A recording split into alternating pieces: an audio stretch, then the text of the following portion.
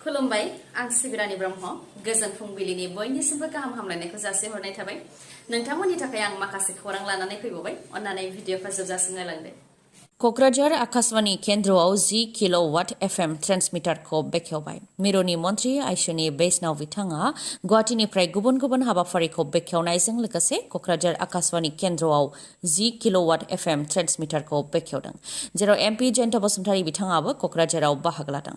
क'क्राझाराव थानाय आकाशवाणी केन्द्रआव किल'वाट एफएम ट्रेन्समिटारखौ बांहोनायनि सिमाङा उपेन्द्रनाथ ब्रह्मनि समनिफ्रायनो होननानै फोरमायथिदों आरो बियो दाजाफुंबाय होननानै बुंथियो एमपि जयन्त बसुमतारी बिथाङा किल'वाट बांहोनायजों 70 किल'मिटार जानथाइसिम फोसावनो हासिगोन जायनि गेजेरजों दा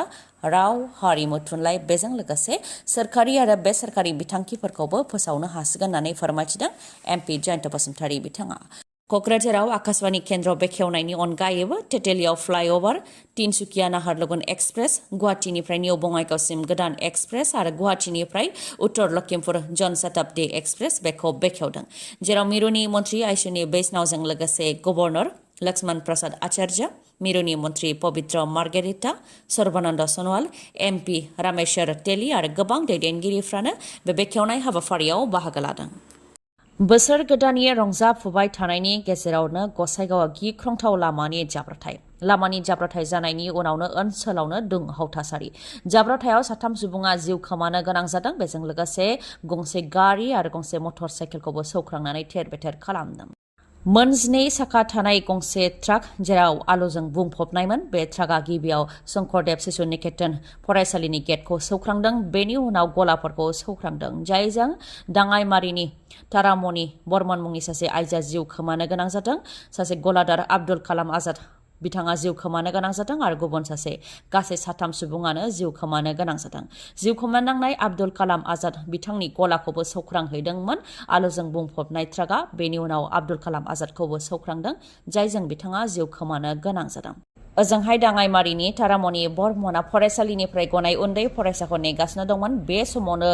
ट्राकआ बिथांखौ सौख्रांदों जायजों बिथाङा जिउ खोमानो गोनां जादों जाब्रथाय जानाय लोगो लोगोनो ओनसोलाव मोनसे दुंहाव थासारि रागा जोंनाय ओनसोलनि रायजो राजाफ्रा उनाव ट्राकखौ बेंखनानै गोख्रोङै खुद्रिनायखौ दिन्थिदों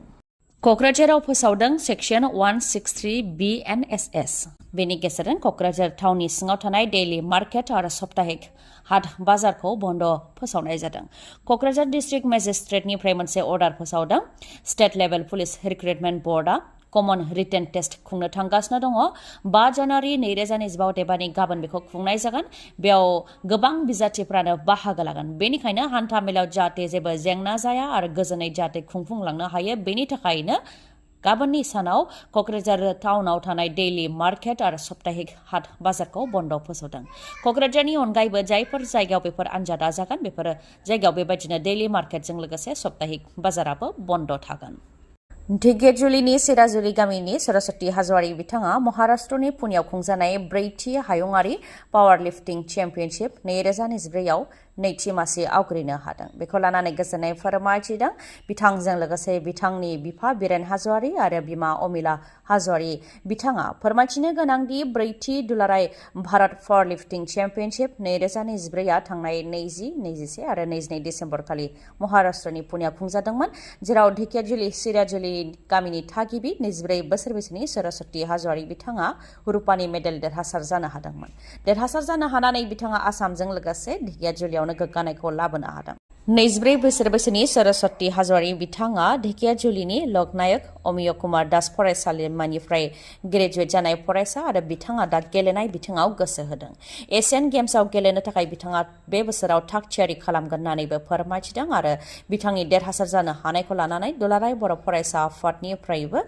आरो गुबुन गुबुन दोलो आफादफोरनिफ्रायबो गोथारै बरायदों मन्त्रि रन्जित कुमार दासआ बजालियाव चेक राननाय हाबाफारि बानजायदों सीएम रिलिफ फान्डनि गेजेरजों बेरामि सुबुंफोरनो बेराम नायजानो थाखाय अनसुंथाइ होनायनि अनगायैबो आसाम दर्शन बिथांखिनि गेजेरजों बाथौ थानसालिफोरनि थाखायबो चेक राननानै होदों मन्त्रि रन्जित कुमार दासआ बिथाङा फोरमायथिनाय बायदिब्ला सीएम रिलिफ फान्डनि गेजेरजों सान 253 बेरामिफोरनो गासै 25 लाख रांनि चेक गथायदों बिथांमोनहा जाहाथे गाव गावनि बेमार आजारखौ नायजानो हायो बेनि थाखायनो बिथांमोननो बे अनसुंथाइखौ होनाय जादों बेनि अनगायैबो आसाम दर्शन बिथांखिनि गेजेरजोंबो गासै मोनगु बाथौ थानसालिफोरनो चेक गथायदों सोरनोबा 3 लाख सोरनोबा 4 लाख आरो सोरनोबा 5 लाख रांसिमहालागैबो चेकखौ गथायदों होननानै फोरमायथिदों मन्त्रि रन्जित कुमार दासआ लोगोसेनो बिथाङा फोरमायथिबावदों दि अरुणोदय बिथांखिनि गेजेरजोंबो मोनफ्रोमबो बियाबाव आरोबाव 10,000 आइजोफोरनोबो अरुणोदय बिथांखिनि मुलाम्फाखौ होनो थाखाय गनायथि मोनबाय बे लेखायै मोनफ्रोमबो बियाबाव 30,000 आइजोफोरनो अरुणोदय बिथांखिनि गेजेरजों मुलाम्फाखौ होनाय जासिगोन होननानै फोरमायथिदों मन्त्रि बिथाङा रायजोआव गोबां खुवा खुफबनायनि थाखाय बायदि जाथायफोर जादों थिग बेबायदिनो उदालगुरि जिल्लानि सिङाव थानाय आम्बागाव रेल लामायावबो 3 सुबुङा रेलनि सौख्रांनायाव जिउ खोमानो गोनां जादों पुलिसआ फोरमायथिनाय बायदिब्ला 3 सुबुंनि गोथै देहा मोननायजों लोगोसे 3 दाउ मासे हांसो बेनि गोथै देहाबो मोननाय जादोंमोन लोगोसेनो दाउ गावग्रा पेकेटाव थानाय जौ साना बेफोरखौ मोनदों होननानै फोरमायथिदों जानो हागौ बिथांमोना सिखार खालामनानै फैखांनायनि उनाव दान्दिसे सम रेलनि लामायाव जिरायनानै जौ लोंदोंमोन होननानै फोरमायथिदों नाथाय गोबां खुवा खुफबनायनि थाखाय रेलगारि फैनायखौ बिथांमोनहा नुसनाखै जानो हागौ बा खोनायाखैबो जानो हागौ जायनि जाहोनाव बे जाब्रबथाया जानो मोनदों होननानै पुलिस प्रशासना फोरमायथिदों बे जाथायनि अनगायैबो पर्बतजरा गौरीपुरावबो सासे आइजोआ जिउ खोमानो गोनां जादों रेलगारिनि सौख्रांनायाव 55 बोसोर बैसोनि अम्बिया बिबि मुंनि आइजोआ जिउ खोमानो गोनां जादों रेलगारिजों 4 सुबुङा जिउ खोमानांनायनि अनगायैबो गुबुन जायगायाव गुबुन गारि मटरनि जाब्रबथाय जानानैबो जिउ खोमानो गोनां जादों थिग बेबायदिनो श्रीभूमिनि साखाथियाव थानाय कानि साइडआवबो गंसे मिनि ट्राकनि सौख्रांनायाव 6 बोसोर बैसोनि उमायरा सिद्दिक मुंनि फरायसाया जिउ खोमानो गोनां जादों लोगोसे सासेया जोखोम जादों बेनि अनगायैबो गोबां खुवा खुनायनि थाखाय बरपथारनि सेवागुरियावबो गंसे एल्ट' गारिया स्कुटिजों फैबाय थानाय आइजोखौ सौख्रांदों जायजों मामनि बरा मुंनि आइजोआ जिउ खोमानो गोनां जादों आरो सासे जोखोम जानो गोनां जादों बेनि अनगायैबो सिपाझारनि 15 नं राजा लामायावबो गंसे ट्राकआ खेबसेयैनो 3 जाब्रबथाय खालामलांजोबदों जायजों 4 सुबुङा जोखोम जानो गोनां जादों बेबायदि जाथाय जानायनि उनाव गारि सालायग्राया गावनो उनाव पुलिस थानायाव थांनानै गावखौ सारेन्डार खालामहैदों बोसोरनि जागायजेननायनिफ्रायनो रायजोआव गोबां खुवा खुफबनायजों बुंफबदों जायनि जाहोनाव गुबुन जायगायाव गुबुन जाथाय जानायखौबो नुनो मोननाय जादों थिग बेबायदिनो बुरलुंबुथुर दैयाव हरसे नांथानानै थानो गोनां जादों गंसे नावा जेराव 100नि गोबां दावबायारिफोर दंमोन उन्दै गेदेर बैसो जानाय आरो बेरामि गासै सुबुंफोर दैनि सायावनो बे गुसुनि समाव हरसे नांथानानै थानो गोनां जादों बेखौ लानानै खुद्रिदों भुगिनांनाय सुबुं खोला सालमारानिफ्राय धुबुरी फारसे थांनाय समाव बे जाथाया जानो मोनदों फोरमायथिनाय बायदिब्ला गोबां खुवा खुनायनि थाखाय लामाखौ नुयैनि थाखाय बुरलुंबुथुर दैमानि सायावनो नावा नांथानानै थानो गोनां जादों बेलासे 3 रिंगानिफ्राय फुंनि 6 रिंगासिम नांथानानै थानो गोनां जादों होननानै फोरमायथिदों जाय नावाव 100नि गोबां दावबायारिफोर दंमोन होननानै फोरमायथिदों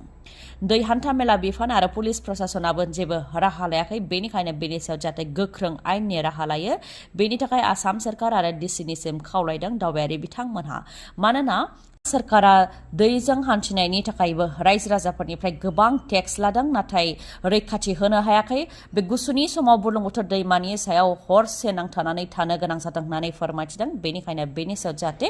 गोख्रों आयेननि राहा लायो बेनि थाखाय दाबि दैखांदों भुगिनांनाय सुबुंफोरा दिनैनि भिडिअआ एसेनोसै गाबोन आरो गोदान भिडिअजों लोगो मोनफिनबावगोन नोंथाङा दासिमबो आंनि चेनेलखौ साबस्क्राइब खालामाखैबा अन्नानै साबस्क्राइब खालामदो लोगोसे लाइक कमेन्ट आरो शेयार खालामनो दाबाव गोजोन्थों